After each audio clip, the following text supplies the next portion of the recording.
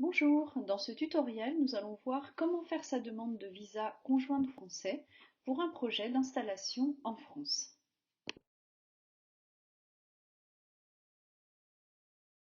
Vous êtes en couple binational marié et vous souhaitez vous installer en France.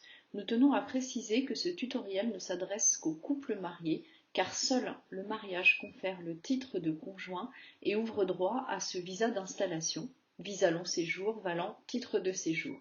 Attention, si le mariage a été célébré à l'étranger, il doit avoir été transcrit sur les registres de l'état civil de Nantes avant de faire votre demande de visa. Nous allons vous présenter le mode d'emploi pour effectuer cette demande de visa, ainsi que les obligations que vous aurez à accomplir une fois arrivé sur le territoire français. Vous pourrez vous rapprocher de nous pour une approche plus personnalisée. À la fin de ce tutoriel, nous évoquerons le cas particulier des conjoints et conjointes algériens et algériennes qui font l'objet d'une procédure particulière. Vous retrouverez les coordonnées de nos collectifs à la fin de ce tutoriel. Pour commencer, cliquez ici. C'est parti. Vous voilà arrivé sur la page d'accueil du serveur. Vous allez maintenant cliquer sur Changer le lieu de résidence pour indiquer votre pays. Sélectionnez alors votre continent, puis votre pays de résidence. Vous vous retrouvez sur la page du pays correspondant à votre demande, ce qui va vous permettre d'accéder à un certain nombre d'informations actualisées du consulat de référence, telles que les spécificités, les délais ou encore la prise de rendez-vous. Vous obtiendrez des renseignements et de l'assistance en cliquant sur ces icônes.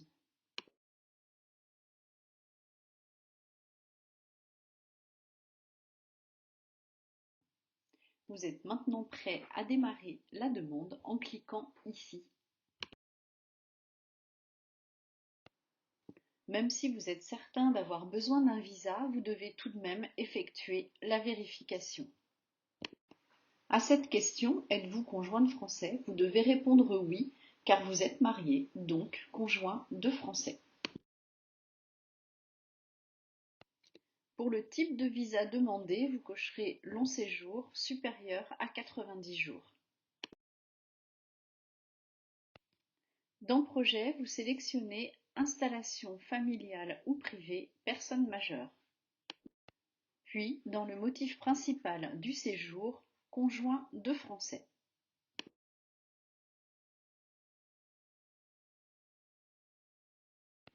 La liste des pièces justificatives confirme bien que vous avez besoin d'un visa.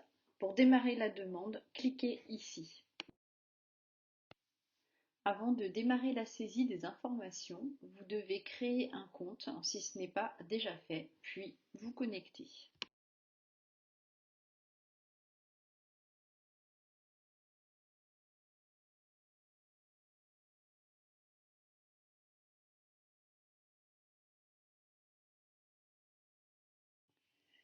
Vous allez tout d'abord compléter les données de votre projet, donc les champs assortis d'une astérix qui sont vierges, et vous vérifierez bien les données qui apparaissent directement et qui résultent de ce que vous avez indiqué précédemment. Vous allez ensuite compléter toutes vos informations personnelles, donc remplissez bien tous les champs assortis d'une astérisque. Dans État civil, vous sélectionnez Marié. Un point de vigilance concernant le détail de votre identité sur lequel nous souhaitons attirer votre attention. Donc si vous résidez dans un autre pays que celui de votre nationalité, vous devez cocher oui et bien compléter les éléments ci-dessous, notamment l'autorisation de séjour, sa date de délivrance et sa date d'expiration. Et vous joindrez bien évidemment ces justificatifs à votre demande de visa, prouvant que vous êtes régulier sur le territoire sur lequel vous faites la demande de visa.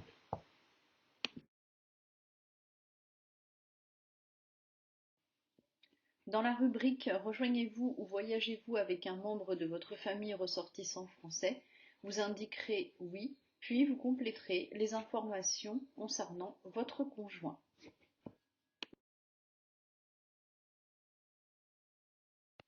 Si un ou plusieurs membres de votre famille, autres que votre conjoint, résident en France, vous cliquez sur oui et vous complétez les informations les concernant. Vous allez maintenant compléter les informations visa. Donc si vous n'avez jamais résidé en France de plus de 3 mois, vous cochez non. Sinon, vous devrez également remplir les informations suivantes. Complétez ensuite les informations concernant votre séjour. Concernant la durée de votre séjour, vous cochez supérieur à 1 an. Le motif de votre séjour est rappelé ici, donc projet, installation familiale ou privée, conjoint de Français. Concernant la question voyagez-vous avec des membres de votre famille, vous ne répondez oui que si effectivement votre conjoint ou l'un de vos enfants ou l'un de vos ascendants voyage avec vous et vous complétez donc les informations concernant cette personne. Dans vos contacts, vous cochez une personne m'accueille et vous indiquez les informations concernant votre époux ou épouse. Concernant les frais de voyage, vous indiquez par moi-même si vous avez réglé certains frais et vous les cochez ici.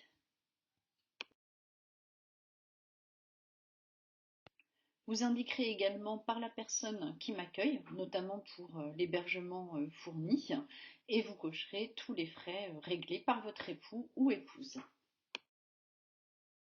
Vous avez terminé votre saisie et vous arrivez maintenant sur le récapitulatif. Vous allez donc cliquer sur le PDF pour pouvoir vérifier les informations qui ont été saisies.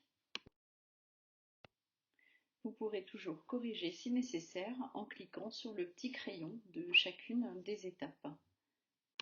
Si vous ne constatez pas d'erreurs ou que vous les avez déjà corrigées, vous pourrez cliquer sur Je déclare que toutes les informations fournies sont correctes et complètes, puis sur Poursuivre. Voici l'exemplaire indiqué brouillon du PDF récapitulatif de votre demande de visa afin que vous puissiez vérifier les informations avant de valider votre demande. On vous demande à nouveau si vous avez bien vérifié les données présentes dans le formulaire PDF et si elles sont bien conformes aux informations que vous avez saisies, car une fois cette étape validée, vous ne pourrez plus les modifier. Voilà, vous avez terminé votre demande de visa. Vous allez maintenant cliquer sur OK pour imprimer les documents requis pour le dépôt de votre demande. Alors, vous arrivez donc sur l'étape prise de rendez-vous que vous n'avez pas encore pris à ce stade-là, mais il faudra tout de même cocher la case comme quoi vous attestez que vous avez bien pris contact avec le centre des visas et qu'un rendez-vous vous a été attribué, même si ce n'est pas encore le cas. Vous allez faire la démarche juste après.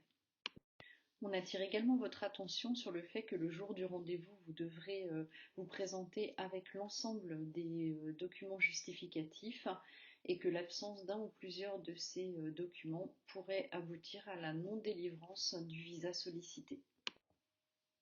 Quand tout est OK, vous pouvez transmettre au centre des visas.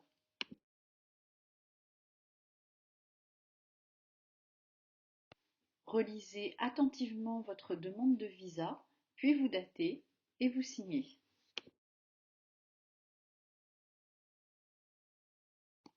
Sur le récépissé d'enregistrement que vous devrez joindre à votre demande de visa sont listées toutes les pièces que vous devez impérativement produire et nous y reviendrons plus en détail un peu plus loin. Attention, ce petit paragraphe en fin de tarif applicable est très important. Il stipule en effet que l'absence d'un ou plusieurs de ces documents peut aboutir au refus du visa demandé, mais aussi que le service des visas compétents se réserve le droit de vous demander des documents et des informations complémentaires.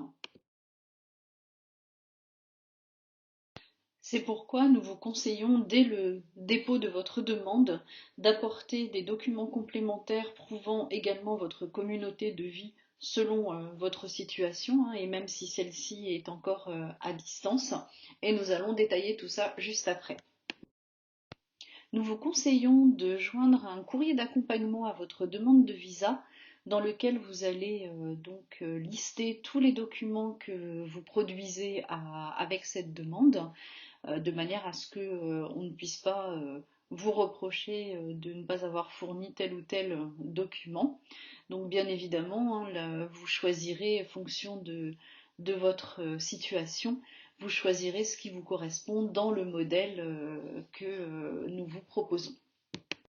Tout d'abord, les pièces communes à toutes les demandes, donc quelle que soit votre situation, mariée en France ou à l'étranger. Donc en plus des documents déjà listés sur le récépissé d'enregistrement, nous vous recommandons de joindre une attestation sur l'honneur du conjoint ou de la conjointe française attestant de la communauté de vie et indiquant donc que la personne souhaite que vous veniez vous établir en France avec elle de façon permanente. Donc nous vous présenterons un modèle de courrier un peu plus tard. Nous vous recommandons également de joindre une copie du livret de famille français car il est quelquefois demandé par la suite et une attestation d'hébergement de l'époux ou épouse française attestant qu'elle vous logera en France. Alors pour les couples qui se sont mariés à l'étranger avec CCAM, une petite précision concernant la copie intégrale de l'acte de mariage transcrit. Ce document est récupérable sur le site Service Public, donc il n'est pas nécessaire d'attendre de récupérer l'original en mairie pour effectuer votre demande de visa. Vous joindrez ensuite tout un faisceau de documents justificatifs de votre communauté de vie et de l'antériorité de vos relations, tels que des photos, historiques des appels, des extraits de conversation WhatsApp, mais attention à bien les choisir, des factures communes, un compte joint éventuellement, des virements, donc l'historique de la relation, des billets d'avion et tampons passeport prouvant les visites du conjoint français et éventuellement des voyages ou des locations que vous avez eues en commun. Pour les couples mariés en France, donc si vous avez obtenu un visa Schengen pour venir vous marier en France, bien évidemment il sera dans votre passeport, mais vous en faites bien les photocopies ainsi que les photocopies du tampon entrée et sortie.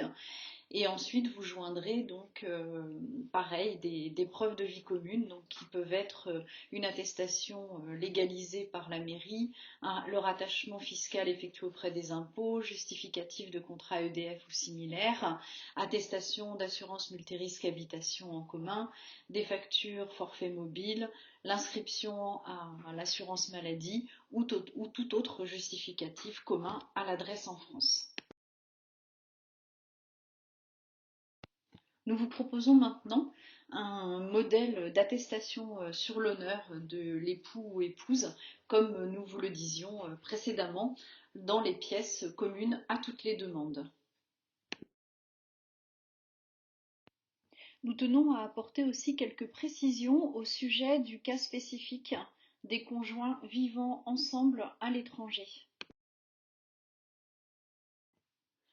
En plus des pièces communes à toutes les demandes comme vu précédemment, vous devez produire bien évidemment une copie intégrale récente de l'acte de mariage transcrit que vous pourrez obtenir sur le site Service Public, des preuves de vie commune donc telles qu'un bail aux deux noms, une attestation d'hébergement donc pour l'ensemble de la période où vous avez résidé à l'étranger, ainsi que des factures divers que vous pouvez avoir en commun.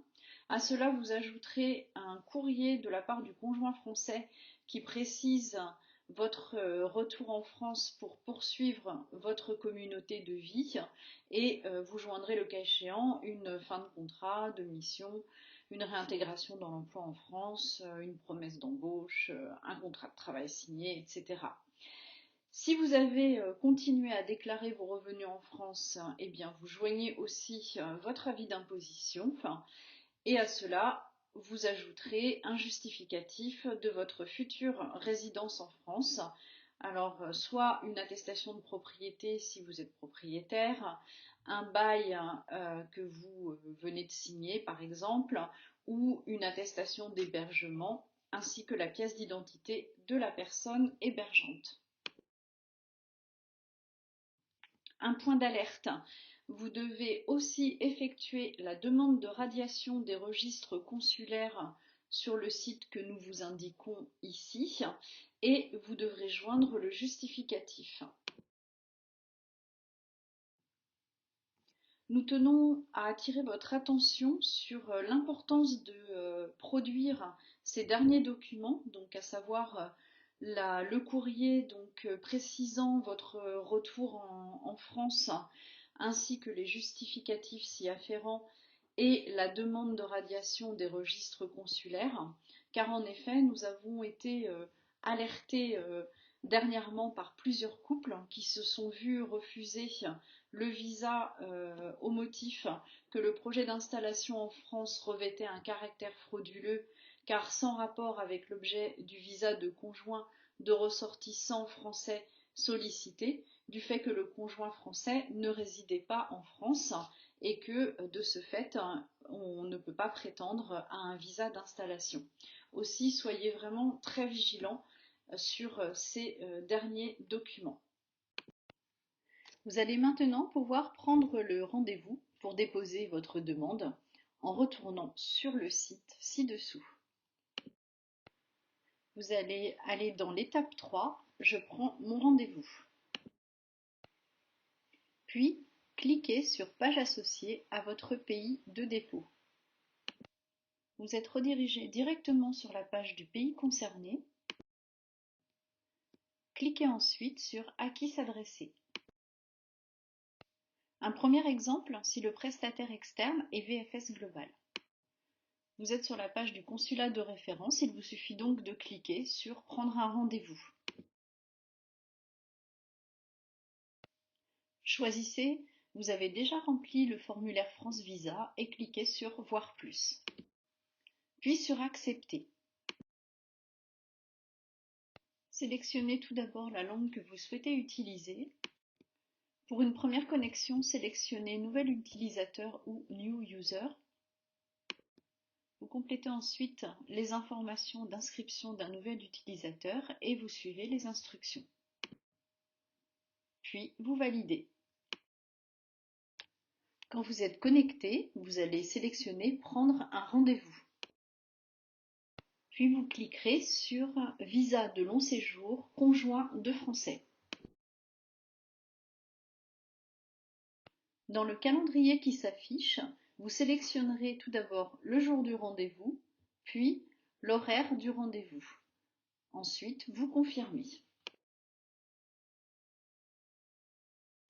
Ensuite, vous effectuez et vous confirmez votre paiement, puis vous imprimerez la confirmation de rendez-vous que vous devrez présenter lors du dépôt de votre dossier. Un autre exemple, si le prestataire externe est TLS, vous aurez bien entendu refait toutes les démarches précédentes pour arriver sur le consulat de référence et cliquer sur Prendre un rendez-vous. Il vous faudra créer un compte, puis vous identifier. Une fois connecté, vous devez cliquer sur Créer un dossier. Vous allez tout d'abord sélectionner le type de visa et le motif de voyage. Vous sélectionnerez Visa de long séjour, séjour supérieur à 90 jours, puis établissement familial ou privé adulte, et enfin LS pour long séjour, conjoint de Français. Vous devez maintenant confirmer votre choix. Vous compléterez toutes les informations demandées. Si vous indiquez avoir déjà bénéficié d'un visa Schengen ou si vos empreintes ont déjà été relevées, vous devrez remplir les informations suivantes. Lorsque vous avez tout complété, cliquez sur Sauvegarder.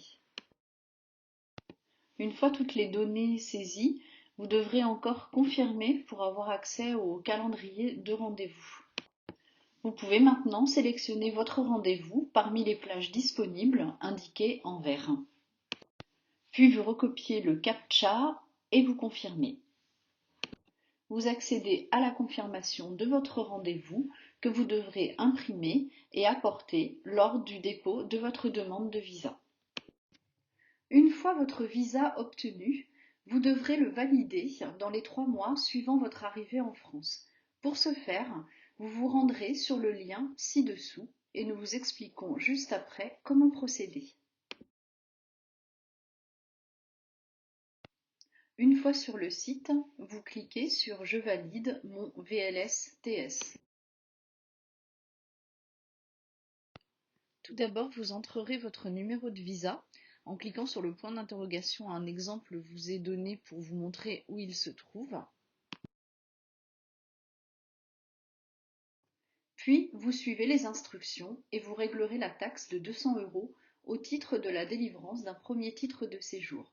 Pour rappel, le motif à indiquer est vie privée et familiale et la référence réglementaire à sélectionner est CESEDA L211-2-1 R311-3-4.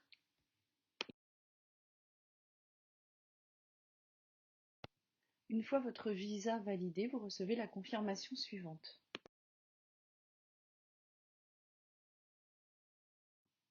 Des informations sur la visite d'accueil relative au contrat d'intégration républicaine vous sont aussi transmises avec la confirmation de la validation.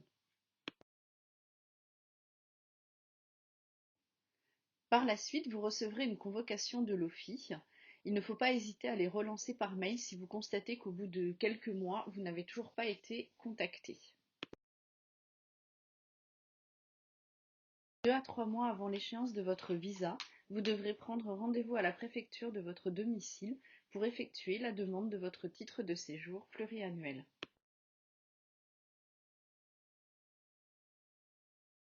Les conjoints algériens et les conjointes algériennes font l'objet d'une procédure spéciale.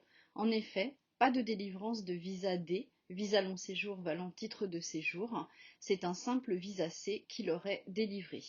Ils et elles n'ont donc pas à valider leur visa sur Internet, mais doivent aller à la préfecture à leur arrivée pour effectuer la demande de titre de séjour.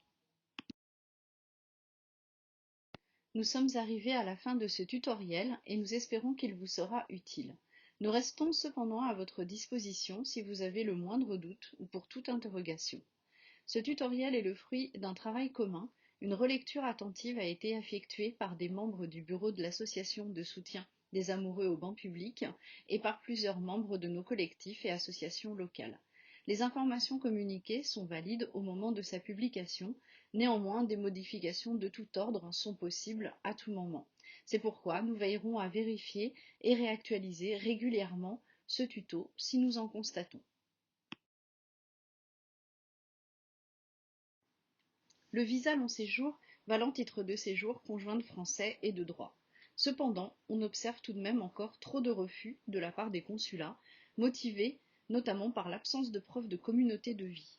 2 autres motifs peuvent également être utilisés pour refuser le visa. Il s'agit de fraude au mariage ou encore menace à l'ordre public. C'est pourquoi nous vous recommandons la plus grande vigilance dans la constitution de votre dossier de demande de visa et de bien apporter le plus de preuves de vie commune possible. Dans nos prochains tutoriels, nous aborderons les démarches mariage en France et à l'étranger préalables à cette demande de visa. Le diaporama de ce tutoriel peut vous être adressé sur demande, soit par mail, soit via notre page Facebook. Enfin, comme promis, voici les adresses de contact de tous nos collectifs et de nos correspondants. N'hésitez pas à les contacter. Pour compléter cette démarche, retrouvons-nous très vite avec de nouveaux tutoriels concernant la démarche mariage en France et à l'étranger. On y verra les étapes, le dépôt du dossier, les difficultés rencontrées et comment on peut les résoudre et les documents à produire. À très bientôt!